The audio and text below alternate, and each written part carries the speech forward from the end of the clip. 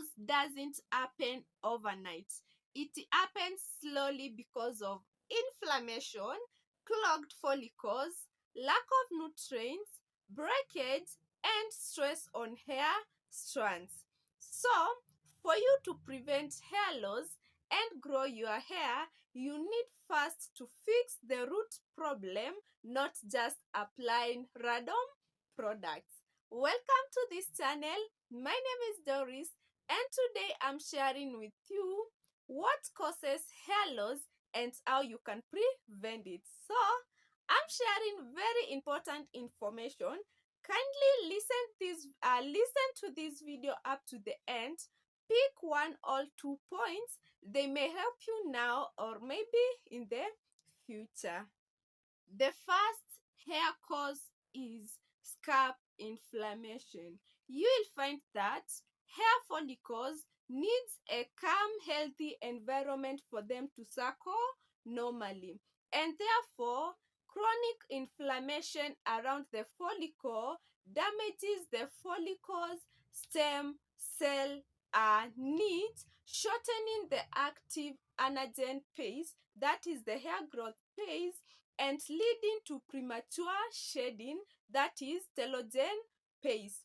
And therefore, repeated inflammation leads to weak regrowth, and sometimes it may lead to permanent damaged follicles.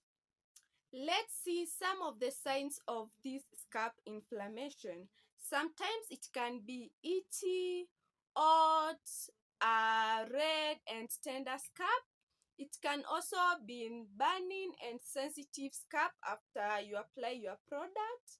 It can also be flaky patches, and also it can be constant scalp picking or scratching. Those are some of the signs. And how you can prevent this scalp inflammation. The first one is cleansing your scalp, and here ensure that you use a mild pH balanced shampoo. Avoid shampoos that have harsh sulfates. We have so many sulfate free shampoos in the market stores. So next time you are going to buy a shampoo, look for a sulfate free shampoo.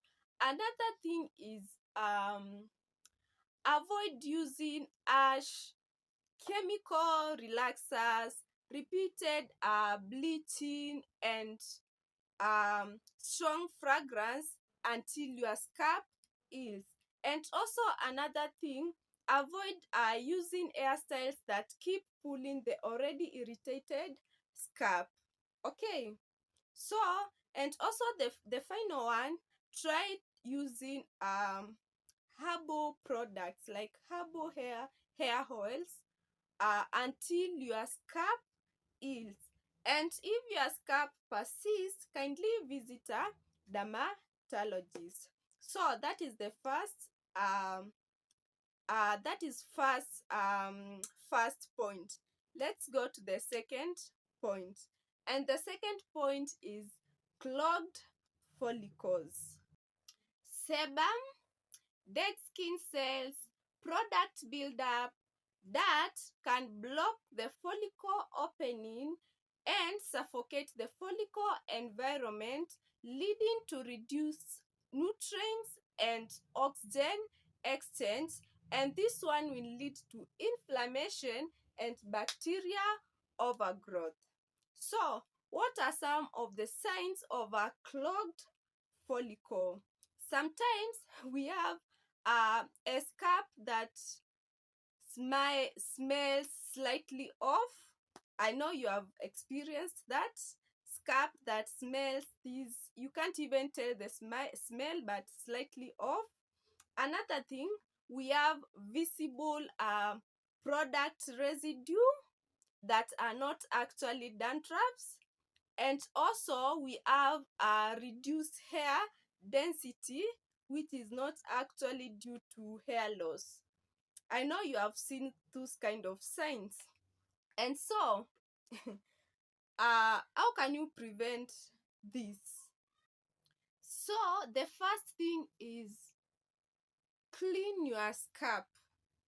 Use a clarifying shampoo to ensure that your scalp is very clean.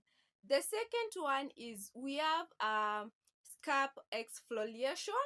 That is why you scrub your scalp to remove the dead cells or the dead skin. And we also have chemical exfoliation. And another thing, rinse your scalp thoroughly, like rinse that shampoo, rinse that conditioner, rinse those hair masks to ensure that your scalp remains clean. Okay. Number 3 is nutrition deficiency. We know very well that hair is metabolically active, and therefore lacking some specific nutrients may weaken the formation of hair shaft. So, what are some of these nutrients? The first one is iron, and iron helps in hair follicles and cell division. We also have vitamin D. Vitamin D helps in regulating the scalp immune. We also have protein. Hair is actually 85 to 95% keratin, and therefore if you are not taking protein, you are slowing your hair growth. We also have zinc. We also have vitamin B. We also have essential fatty acids like the omega-3s. Like, there are so many of them. So for your hair to thrive, you must feed it well. The same way you keep eating, your hair also needs nutrients. Number 4 is hormonal imbalances. And this one I've heard most ladies talk about it. They say that when they were pregnant or when they are breastfeeding, they lost a lot of hair, like a lot of hair shedding, their edges is gone. I pray to God that when my time comes, I will not be that affected. Anyway, so I've had those kind of complaints from ladies.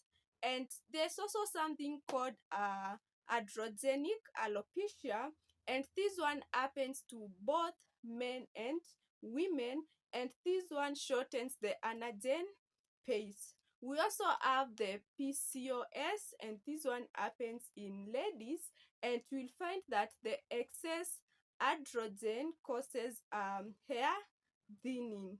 Also, we have thyroid diseases, and these ones, they can lead to excess shedding, and therefore that's why I will say that hormonal imbalances, changing the signaling that controls the hair growth cycle. That one, the only way you can solve it, I think, it's medically. If you have issues to do with hormones, kindly consult a doctor. Let's go to number 5, and number 5 is the last one, and number 5 is medication and medical conditions. This one, actually, I will only say that this one can only be solved by a doctor, because sometimes we'll find that you are sick and the kind of medications that you are taking, they are affecting you. So your hair starts shedding, you start losing your hair, and sometimes you'll find that you are sick, and that kind of sickness is affecting your hair growth. Your hair is no longer growing, or your hair starts to shed, you know, thinning. Those are medical conditions, and the only way you can solve them is through medical way. So I only wanted to share those 5. The first one, we said it's scalp inflammation. The second one was what? Clogged follicles. The third one was